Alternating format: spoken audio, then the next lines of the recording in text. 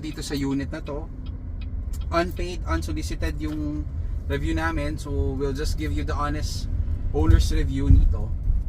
So this one, 1 year old na siya. Yung mga nagre-request, sample daw ng busina. Ito yung problem niya sa busina. Nakita nyo, pinipindot ko siya, parang may delay. See? So pag may biglang dumaan na kotse, hindi kaagad siya pumipreno, hindi siya agad bumubusina. So may delay siya. Tinuro ng mga other viewers namin na sa ilalim daw ipipress na mas malambot. So very effective yung tinuro nila, sa ilalim daw natin pipindutin. So ito yun. Kahit sa ilalim, may delay pa rin talaga. So kunyari biglang may tumawid, di ba? Yan o. Ang hirap siya pindutin. So ito, issue talaga ng lahat ng BYD. Since nakita nyo, marami kaming ginagawang BYD na unit. Kami nagkakabit ng full matting, mudguard, dash camera. Ito yung dash camera nilagay ko sa BYD ko. Ito yung mga kinakabit namin sa mga BYD based sa mga clients review. So I'm sure I can say it naman kasi marami talaga kaming ginagawang BYD nito na mga setup. So yun talaga yung issue sa busina. Wala na siyang pag-asa. So ito talaga, hopeless na siya. So I hope, siguro maybe someday pag sinipag ako, I'll do something about dun sa steering. Maybe we can import a modified version nito para mag-improve. Now after 1 year, question is, diba? So sabi nila, mag-review after 1 year. Good luck for 1 year. Okay. Eto na, nag 1 year na yung kotse. Nagkaroon ba ng issue? Yes, nagkaroon ng issue yung kotse. And I'll tell it at the end of the video para ma-explain ko muna. We'll give you the good side, we'll give you the bad side for the honest review nito. So ito, kung nakita nyo, we're driving it para makita nyo actual. So now we're running on battery and EV. HEV na siya since wala na akong baterya. So it's running on engine na siya, engine power. Tahimik pa rin siya, pero hindi kasing tahimik ng naka full electric. Iba talaga. Pag naka full electric ka, sobrang tahimik, sobrang as in makakatulog yung mga bata. Tapos yung manibela niya, super gaan. Super gaan. Tingnan nyo, 2 fingers you can actually drive it. Super gaan. Mas magaan pa siya sa Everest. Kasi Everest na ang sukatan ko sa pinakamagaan na steering. Ito, 1 finger, parang Rolls Royce. So super gaan. The technology ng mga Chinese cars compare sa Japanese car natin, it's already advanced na talaga siya.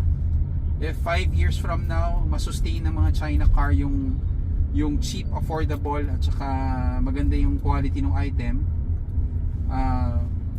I'm sure malalagpasan yan. Kung no wonder, as of making this video, ang Toyota mismo nag-discount na sila ng 200,000 sa mga kotse nila, tapos nag-offer sila ng 5 years. So that only shows affected na sila. Isipin mo, Toyota nag-offer ng 200,000 sa mga new models nila. So malaki yung effect ng mga China cars with them. Driving experience nito, kita nyo, naka 19s pero hindi siya matagtag. So considering it's a 19 rims, magaan siyang i-drive, acceptable siya. Papakita ko lang sa inyo. Tapos sobrang gaan i-drive. Kung marami kayong lakad, marami kayong errands, ito yung kotse na nire-recommend kong gagamitin nyo. Kasi hindi ka pagod i-drive. Hindi tulad ng mga ibang brands, mabigat yung manibela. So ito super gaan. Now naka HEV tsaka electric siya, 'di ba? So pag tinapakan mo, titingnan niyo yung horsepower lalabas. Lakas 'di ba? 160 horsepower kagad yun. Split second. So kung gusto nyo mag-enjoy ng power na hindi nagsasacrifice sa gasoline, ito, sobrang sulit. Mas malakas pa siya sa RAV4 ko, sa Camry ko. Malakas siya, tapos hindi siya malakas sa gas. Nakita yung difference. Pag tinapakan mo, instantaneous power agad for the price of 1.5 million. Sulit yung power na dinideliver niya. So yun yung magandang points dito sa kotse.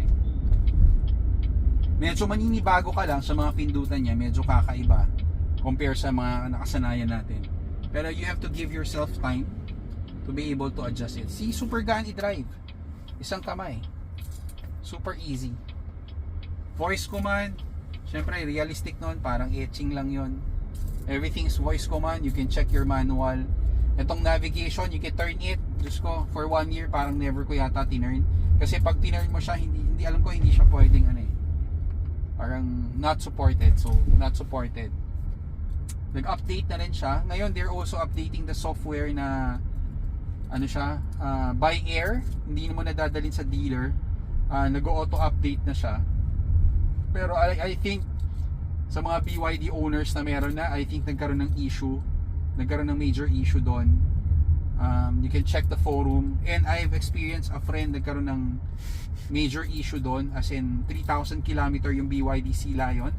3,000 km hanggang ngayon nasa kasa pa. 1 month na nasa kasa. They're trying to fix yung nangyari. So it's a brand new car. As I've said on my first video a year ago, diba, sinabi ko sa video, if this is the only car you have, or this is the only car you're going to buy, nag-iisa lang yung kotse mo, you don't have a second car, third car, fourth car, fifth car, honestly, hindi ko sinasuggest sa inyo to. Sinabi ko na sa inyo 1 year before, nung unang lumabas to, when I got the first batch, sinabi ko, if this is the only car, don't buy this. If you want to have to enjoy the experience ng EV, gusto nyo ma-experience yung EV, tapos affordable, if you're going to the direction of EV na, this one is a good car to test it. It's wala kang range anxiety kasi meron siyang electric. Pag naubos, lipat siya sa gasoline.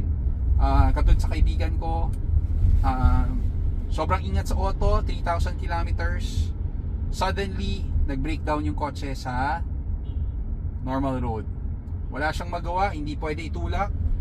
They have to tow the car, babae yung nagdadrive, they have to tow the car to the dealer. Hindi ko nababanggitin nasang dealer yung kotse ngayon. So they have to tow the car the next day sa dealer. Syempre, bad trip na bad trip. Bagong kotse, tumirik. It's been 3 weeks, now is the 4th week na. So far, sabi, na-found na daw nila yung culprit.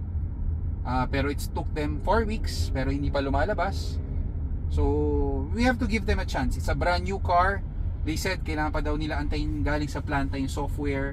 Parang nagka-issue daw nung update by air. Doon daw nagka-issue yung kotse. So, I said, I'm going to stick with the topic na if isa lang yung bibilin mong kotse, hindi ko to nire-recommend. Kung isa lang kotse mo, isa lang budget mo, hard-earned money, hindi ko to bibilhin.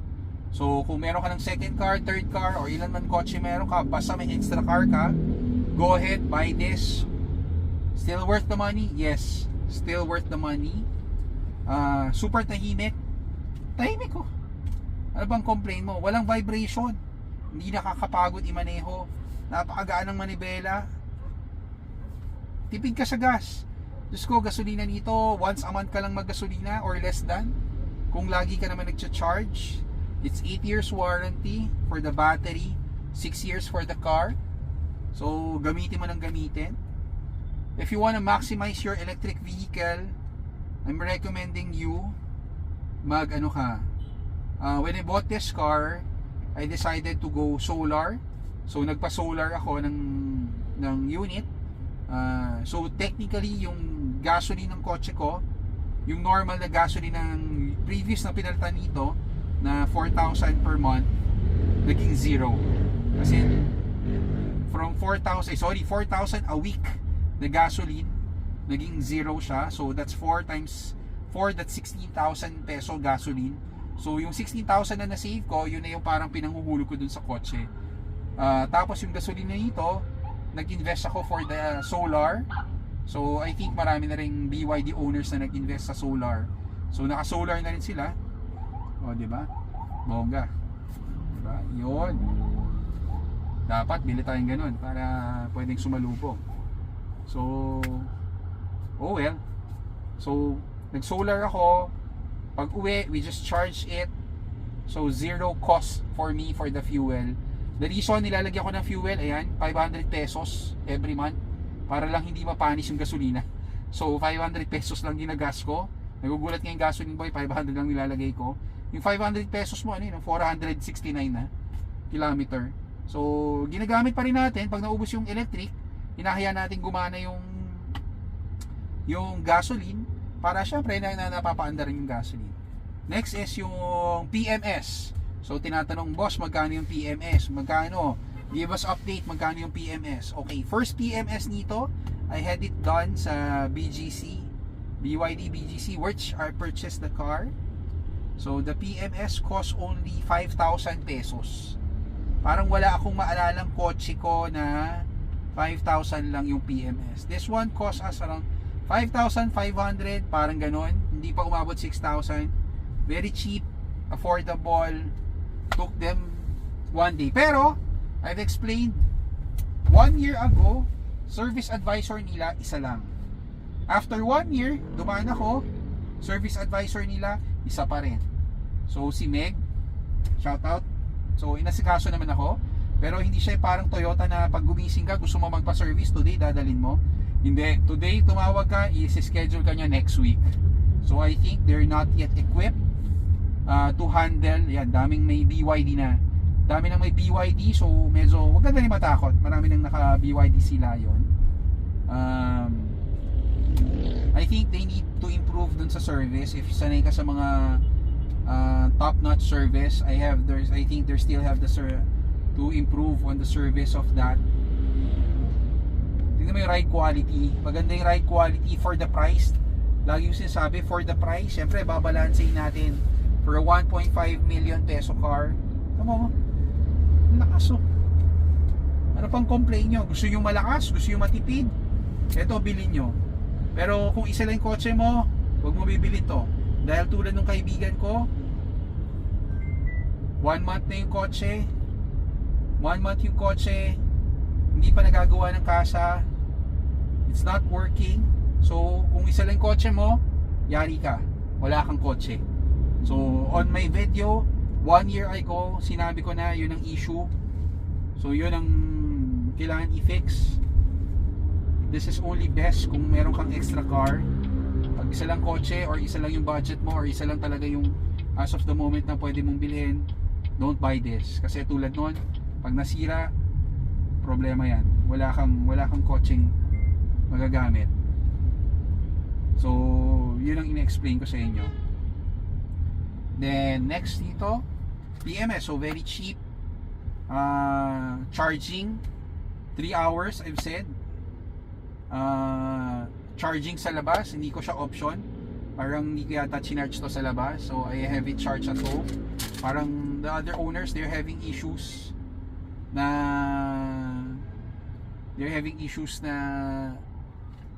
naho-hoard daw yung mga charging port. So sinabi ko rin sa video ko 1 year ago na for condo users, wala kayong masaksakan ng charger. Pero ibang condo, unless sa Rockwell ka nakatira, may charging station. Pero yun nga, sa Rockwell, meron ding full EV rin naka-charge. Parang iilan lang din ang charger nila. So it's really hard din. So this one, recommend ko kung may unit kayo, may charger kayo, dun nyo siya charge. Busina, yun, nasabi ko na. Service, na-discuss ko na. PMS, na-discuss ko na. Driving condition, na-explain ko na rin. So, question pa rin after 1 year. Naging issue sa mismong kotse ko. Okay. For 1 year, I think I've encountered 3 times nagkaroon ng issue with the car. It was resolved naman.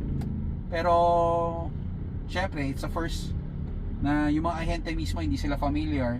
Even though I have a good knowledge naman sa kotse since gumagawa talaga kami ng kotse. Nangyari nito, without doing anything, yung kotse hindi malak. Okay, ano yung sabihin na hindi malak?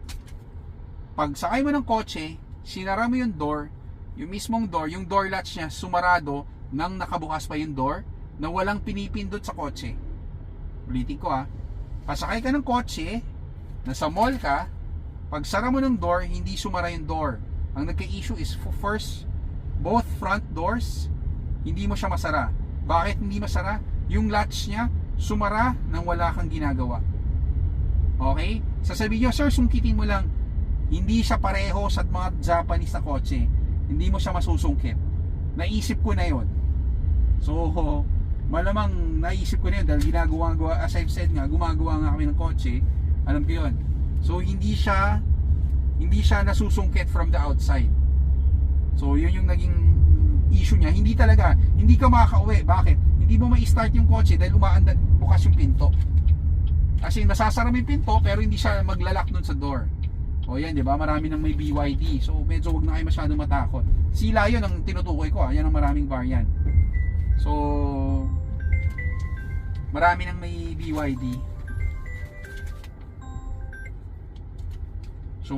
BYD. And then yun, ang nangyari, tinawagan ko yung ahente. So make sure may mga yung ahente nyo medyo maayos. Tinawagan ko, hindi rin alam na ahente paano i-troubleshoot. Sakto, nasa dealer siya, morning yon. Tinanong niya yung dealer, yung technical. Nagpadala sila ng video sa amin paano ginagawa. So meron pala siyang style pag nangyari yung ganung trouble. So hindi siya random, naka-experience na sila. May parang gagawin ka para bumukas ulit yung door. So which is weird. Pero yun ang first issue. Second issue, nagkaroon ng check engine light. Maraming umilaw sa dashboard. Okay, so dinala ko lang sa kasa nang may check engine na may umiilaw sa dashboard. Since hindi ko na siya ma-troubleshoot dahil as I've said nga, sobrang high-tech niya, mahirap galawin.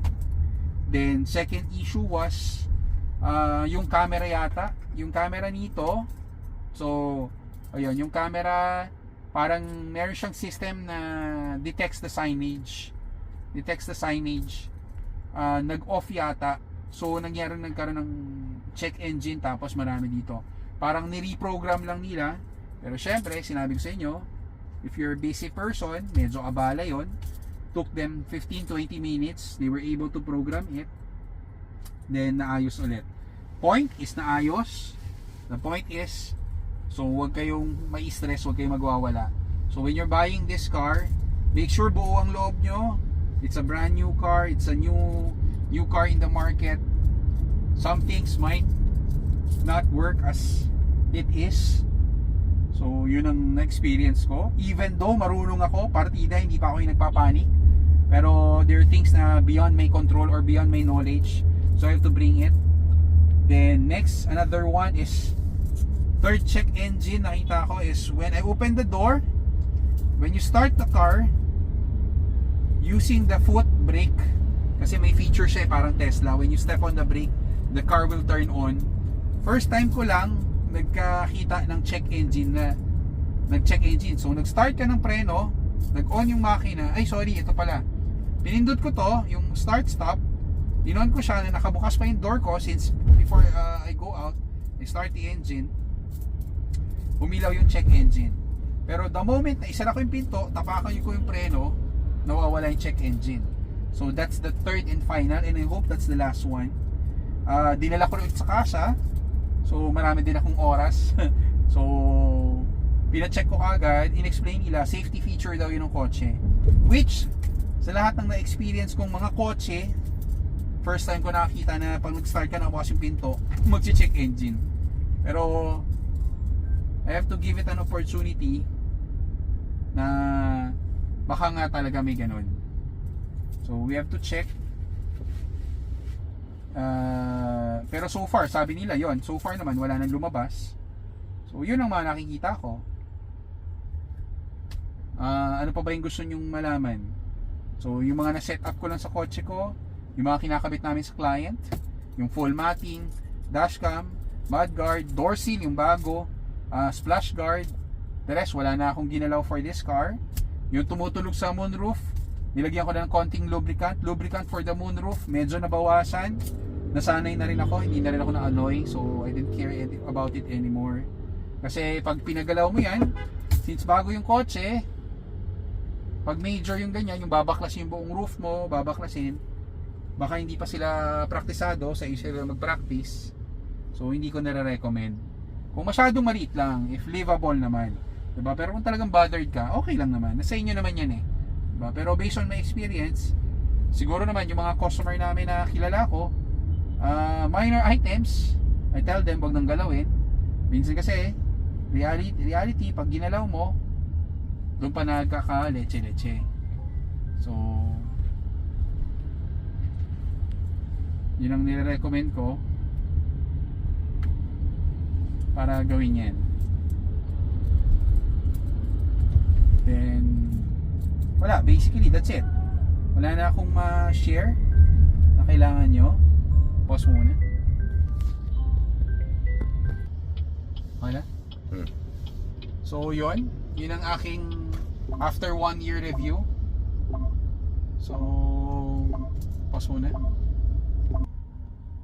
So far yun ang aking review after 1 year of owning the BYD. That's 3 issues. And issues sa friend ko, na-explain ko na rin kung bakit to buy or not to buy. So if this is a second car, buy it. If it's your first car, only car, don't buy it.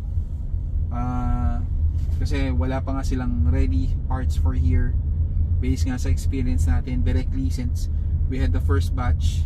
So I think may mga nag 1 year na ngayon na mga unit. This one is 1 year na rin ngayon. So yun lang yung naging issues ko. More of ano siya, software, hindi naman siya sa hardware.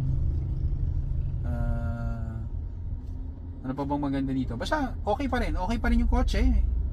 Worth it to buy pa rin sa mga gumagamit sa office. If you start driving this car, tatamarin ka na mag-drive ng ibang Japanese car. So yung mga may BYD na can understand my point.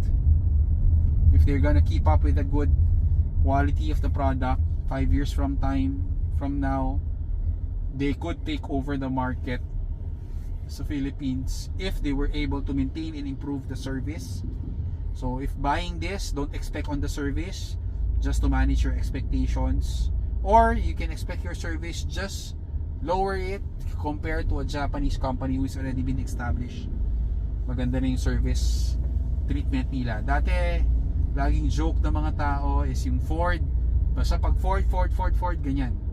Yan ang laging comment nila. Ford, Ford. Ngayon, hindi na nila ina-happy ang Ford. Yung mga BYD na yung mga ina-happy nila. Pero we understand naman. So we're just reviewing based on the product that we're driving. Honest review. So we're not paid for this.